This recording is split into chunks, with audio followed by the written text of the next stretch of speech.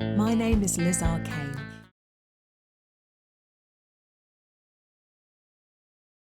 Hello. Welcome to week 2, episode 2 of Verses. And this week I am risking everything to talk about those oft discussed musicians, Lennon and McCartney. So, we all know about the Beatles. Let's agree that to begin with. They're not something covered with a hard carapace that rolls dung, depending on your opinion. But instead, they are Lennon and McCartney, George Harrison, Ringo Starr. Yes, we know all the basics. Lennon and McCartney, they were both born in Liverpool, 1940 and 1942 respectively. And John Lennon was the progenitor of the band, if you will. He also considers himself to be whatever the opposite of a progenitor is. I feel like I should know. Ant-genitor. But let's start at the beginning. He began his band The Quarrymen in 1956, very skiffle and rock and roll influenced. At their second gig, young Paul McCartney, or 2 years younger anyway, met them and was invited to join the band by John Lennon. Now, they are both songwriters, and that is the main thing I'm interested in, songwriting and vocal style. Now, I will give some basic history. I know, for example, that in 1963, John Lennon's song Hello Little Girl was recorded by a band, The Foremost, and did very well. He was an artist in his own right and songwriter. However, and I don't know if this is just my opinion or impression, but sometimes I feel that Paul McCartney's songwriting gets more attention. Now, why that might be, there are so many reasons. One, he's still alive. Two, he's more risk averse as a person in the public eye than John Lennon was. John Lennon famously made a comment about comparing themselves to Jesus. As early as in the 1960s, let me check my notes. As early as in the 1960s, he critiqued Christianity in an interview, 1966 in fact, and I can't really imagine Paul McCartney doing the same. Now, John Lennon was for me, he was the lead vocalist when I started to listen to them. And for many people, that won't be the case. They always had an arrangement that they would sign their songwriting that they did together, even if one of them contributed just a very small part. They would sign it off as Lennon and McCartney, which is a 50-50 split. Now, songwriting law and copyright rules are so incredibly complicated that as a songwriter, I think they probably were onto something because you have not only the mechanical rights, but you also have other rights. You also have lots of complicated things where you give a share, almost like you're bean counting for yourself and the musicians. So to say 50-50, it seems very clever. Now, in the wonderful Get Back documentary, Peter Jackson, which I cannot for the life of me get the whole way through. We really see this dynamic where it does seem like Paul McCartney does do most of the songwriting. This, of course, is at a very late stage of their career, so whether that is less a matter of them being equal and more a matter of John Lennon feeling uncomfortable sharing his ideas, I don't know. But we literally watch Paul complete the song Get Back that he started at home, playing complete You Never Give Me Your Money, and seem like the master songwriter and in some ways the leader.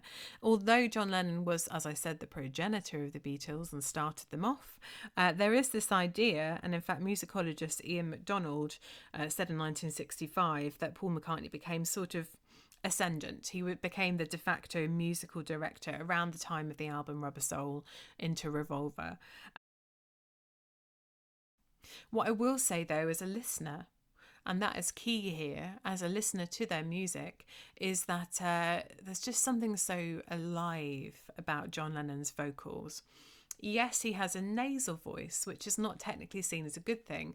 Of course, people like Bob Dylan also have a nasal voice. And whatever you think about Bob Dylan's vocal style, he is a singer and a powerful one because he communicates so effectively. And that is the far more important thing to me than technical skill, scales, notes, and so on. So John Lennon had that nasal voice, although it should be said that on the album which Twist and Shout was on, which you'll have to excuse me, I can't remember the name of right now, maybe with the Beatles. Anyway, Twist and Shout, he was recovering from a cold. They had to record the whole album Poor John. I mean, I would never have agreed to go ahead on that basis, although sometimes it's the only choice you have. Now, as well as that nasal vocal style and that way that he can communicate emotion and directness in his singing voice and make you feel like he is there in the room with you, let's now contrast that with Paul McCartney. Now, whenever I do a Paul McCartney impression, which I'm not going to do now, but he has much more of a soft and dopey back of the throat kind of voice compared to John Lennon's voice, which tends to be characterised as being up at the front in his nose.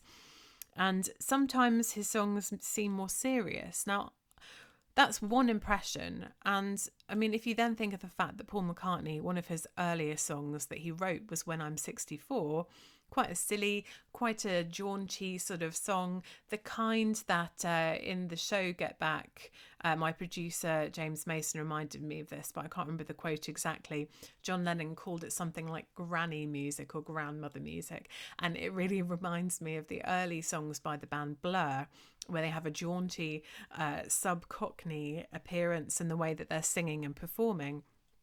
This idea that Paul McCartney will write a beautiful elegiac melody that crosses over many parts of his vocal range and explores all kinds of tonal shifts.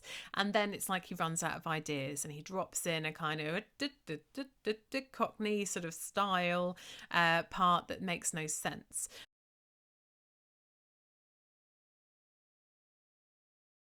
And then if you think about that album, Abbey Road, this is actually a perfect example of juxtaposing these two different styles, because it's believed, or in fact it's somewhat recorded, that they had such a difference of opinion, such musical differences, that Paul wanted it to be a symphonic album exploring lots of different things and shapes and ideas within its songs.